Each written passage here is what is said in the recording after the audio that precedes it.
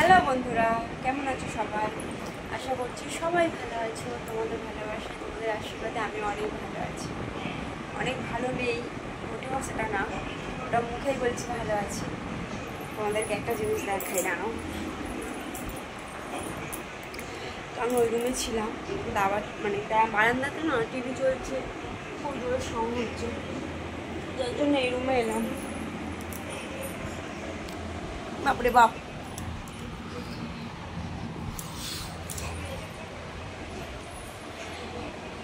তো রাতে আজকে খাবার এমনিতে মানে মানে বানানো হয় রোজই, কিন্তু আজকে বানানো হয়নি। তার কারণটা আমি দেখাচ্ছি। এটা অনেকটাই ডিপ হয়ে কেটে গেছে, কি বলবো যে কি যন্ত্রণা না, সে একমাত্র আমি জানি। তো প্রচুর ব্লিডিং হচ্ছিলো, ঘা লাগলেই তো ব্লিডিং হচ্ছে, হাতটা এত যন্ত্রণা হচ্ছে না, চুলও বাঁধতে পারলাম না। যাও করে চুলটা আমি বেঁধেছি, আর যাও করে দুপুরে রান্নাটা যাও করে মানে মানে বাঁধ দিয়ে কি আর হয় বলো। তো মা মানে গুছিয়ে দিয়েছিল, মাছটা কেটে দিয়েছিল আর সবজিটা কেটে দিয়েছিল। আর ফ্রিজে যেহেতু জিরে বাটা ছিল, যার জন্য অসুবিধা হয়নি। মাছের ঝোলা শুধু ভাত বানিয়েছি আর একটা তরকারি বানিয়েছি, যাও করে খুব কষ্ট করে। তো সত্যি বলতে এক সেকেন্ড উঠে বসি।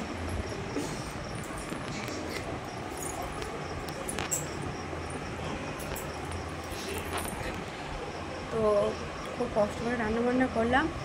তো রাতে আজকে দাদাভাই বাইরে থেকে খাবার নিয়ে এসছে, আমি এই মুহূর্তে একটা রোল খেলাম।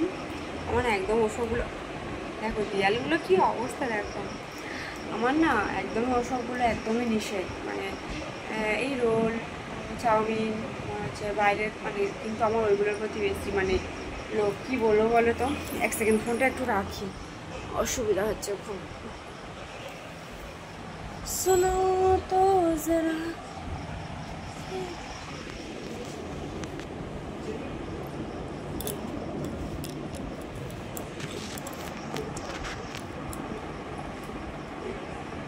খাওয়া হয়নি।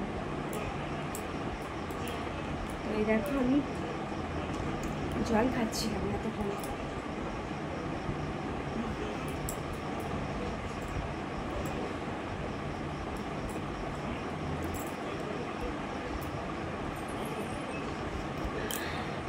তো এবার বলি, সকালে বিছানা গুছাচ্ছিলাম, গুছানো হয়ে গেছিলো, আর একটা কোণ মানে একটু পুঁজে দিলেই হয়ে যাবে। বিশ্বাস করো আমি বুঝতেই পারলাম না, এমনভাবে গেল না। স্টিলের খাট, মানে এখন পায়ের ওই খাটেই ওই পায়ের দিকে একটা রকম বল মতো আছে, বলের ধার ধরে একটা বাটির মতো ছিল, বাটির ধারটা না প্রচুর ধার। ওটাই মানে কি বলবো, ওইভাবে কেউ বুঝতে পারবো বলো। প্রচুর যন্ত্রণা করছিল, মানে হাতটা না এইভাবে নিচু করলেই যন্ত্রণা হচ্ছে, উঁচু করে থাকলে অসুবিধা হচ্ছে না।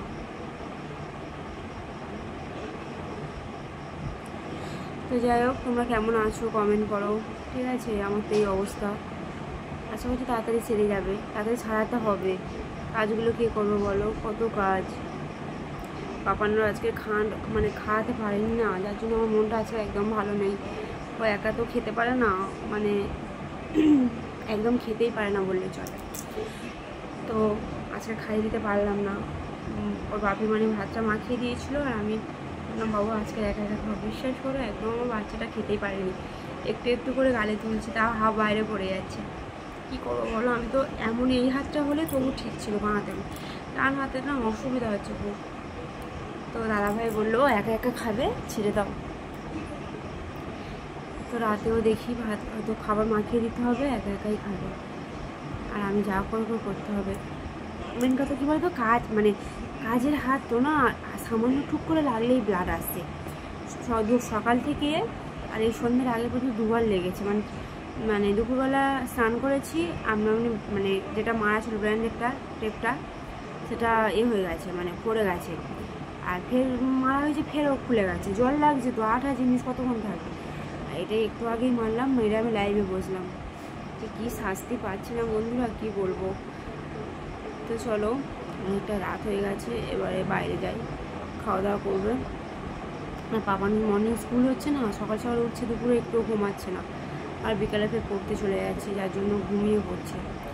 তো বন্ধুরা, আমার ভিডিও তোমাদের কেমন লাগবে প্লিজ কমেন্ট করো, আর আমাকে এইভাবে সাপোর্ট করো, আমার পাশে থাকো। তো চলো, গুড নাইট, টাটা। আর একটা কথা, সবাই ভালো থাকবে, সুস্থ থাকবে, টাটা।